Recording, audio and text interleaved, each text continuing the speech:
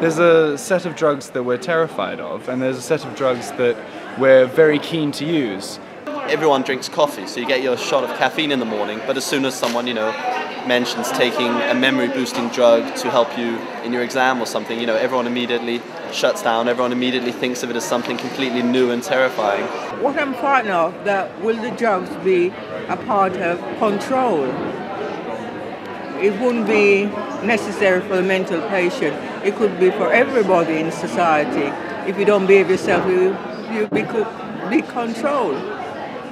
We don't have enough information. We don't trust the information that we have. We want to know more before we can feel that we can make a judged decision.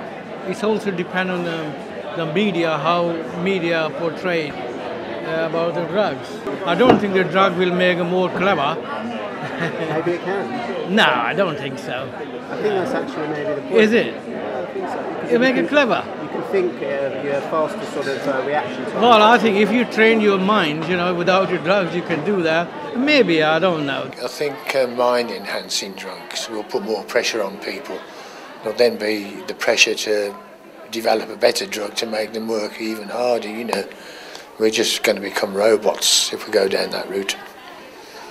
Whether or not drugs that are developed to help people will be abused by people who don't need them, and these are just side effects from them, that is a big possibility. Mental health carries a huge spectrum, everything from actually very common problems that affect many of us, enduring sadness, problems of anxiety, experiencing of panic. Many people talk about having panic attacks nowadays if they want a day off work. Everybody who lives in this country, or any country, is entitled to an opinion and should know what's going on.